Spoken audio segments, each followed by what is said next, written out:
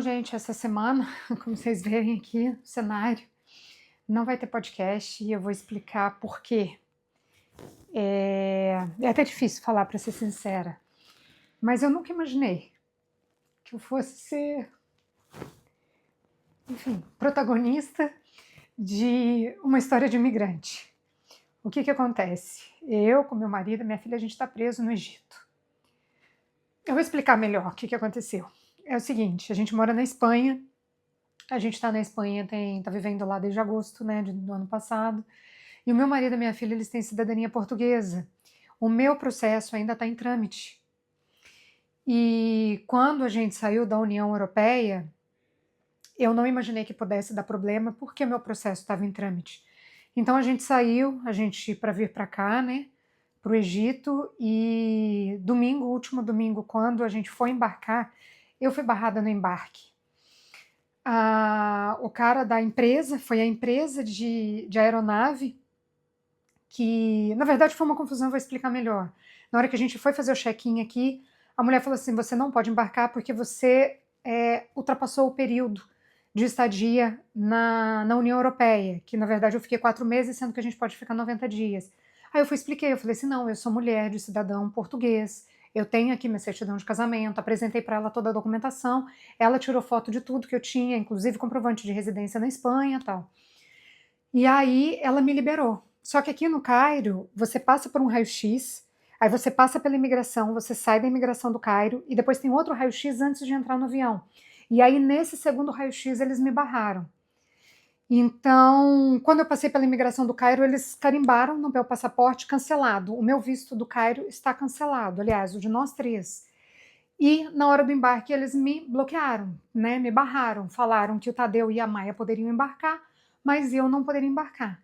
Gente, pensa no desespero aquela hora. Já fazia tipo 6 horas que a gente estava no aeroporto, eles poderiam ter falado antes, eu poderia ter ligado em Portugal, tentado resolver. Enfim, o avião já estava fechando, não tinha o que a gente fazer, a gente perdeu a viagem, a gente foi praticamente escoltado para fora do aeroporto, tiraram a gente dessa região, levaram a gente para uma salinha. Eu que sempre falo das salinhas, eu fui para a salinha do Egito, olha só. Bom, a salinha do Egito só tinha polícia mesmo, não muito agradáveis, assim, mas também não grossos, nada. Só explicaram para nós que foi uma questão do sistema europeu. Eu falei assim, não, gente, mas beleza, ser barrada lá na Europa, eu entendo, eu tenho advogada e tá tudo certo, agora ser barrada aqui no Egito, na minha cabeça, aquilo não tinha justificativa, não fazia sentido.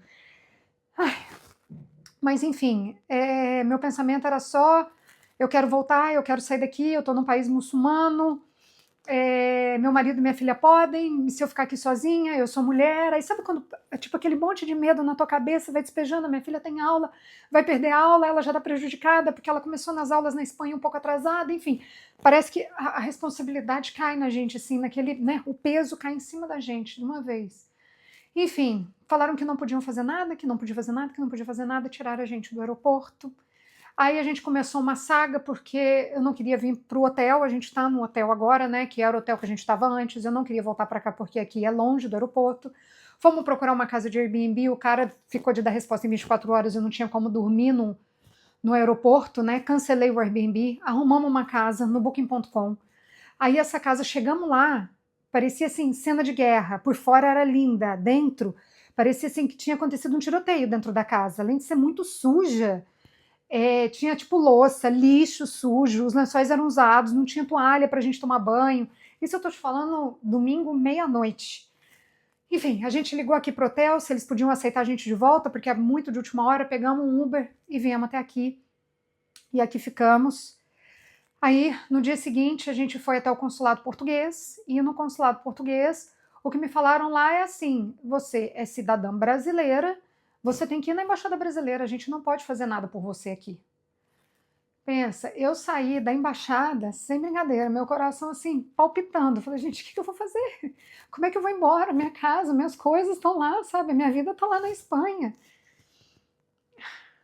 Bom, aí a gente foi então até a embaixada brasileira. Na embaixada brasileira, gente, é um shopping, assim. Eles nem receberam a gente, sabe? Foi um interfone, depois de meia hora esperando, o interfone, manda pra gente por e-mail. Mas aí eu pensei, eu falei assim, o que eles vão fazer por mim? Não tem o que fazer. Aí você pergunta, pô, mas volta pro Brasil então, eu posso voltar pro Brasil? É claro que eu posso. Só que eu tenho que colocar o lado negativo da história, né? Tipo, minha filha não tem aula, tá sem aula. Minha filha não escreve português. Eu vou colocá-la numa escola até isso resolver? Nossa, eu fico até eufórica, assim, para falar, porque é tanta coisa que vem de uma vez, assim, no meu peito, é tanto pensamento, é tanto sentimento, que como é que eu faço com a minha casa na Espanha?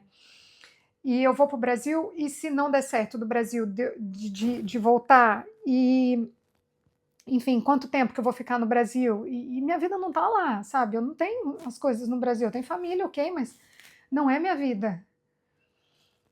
É claro que a gente sabe, né, que se não der certo, é para lá que a gente tem que ir, não tem jeito. Mas enfim, conversamos com a nossa advogada em Portugal, e aí o que ela orientou foi: compra uma passagem de aérea, né, uma passagem de avião de alguma empresa portuguesa. Nós começamos a procurar aqui no Cairo desesperadamente. Uma empresa portuguesa não tem, que seria, no caso, a TEP.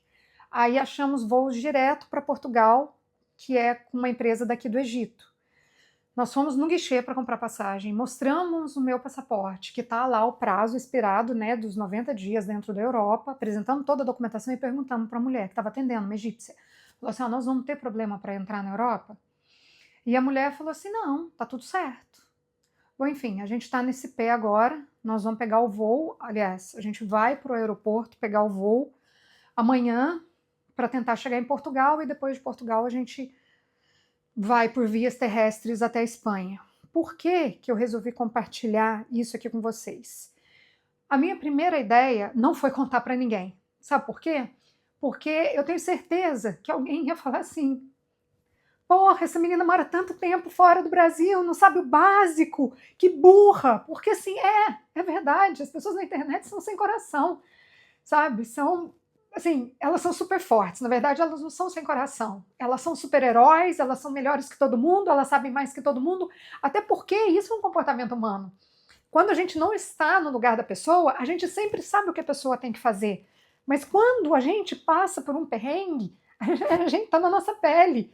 E na nossa pele, assim, não é só a questão física do que está acontecendo, tem a questão emocional de você não conseguir raciocinar e pensar direito. Eu fui ingênua? Fui.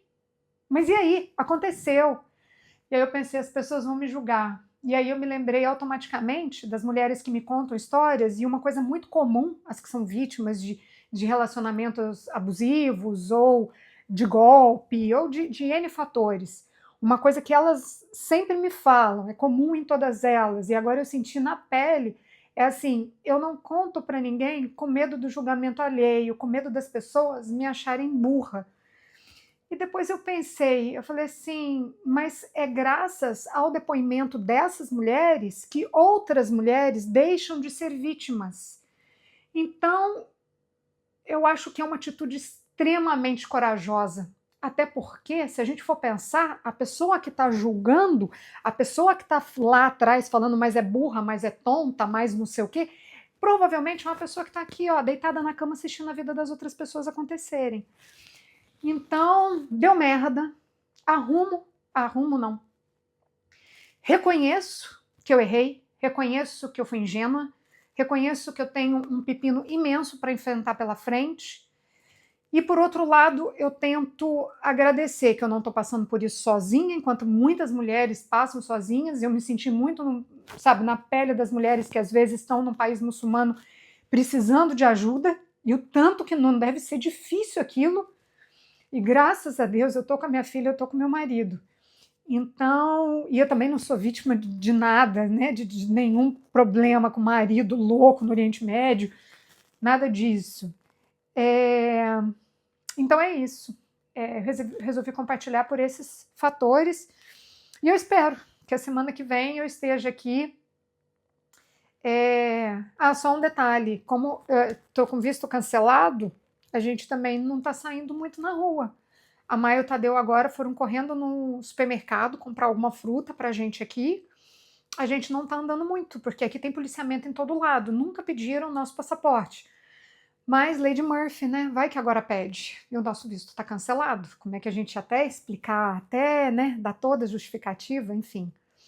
É isso, nossa história de imigrante. Eu espero que o próximo capítulo seja o final dessa história, espero que a gente consiga chegar em Portugal e dê tudo certo.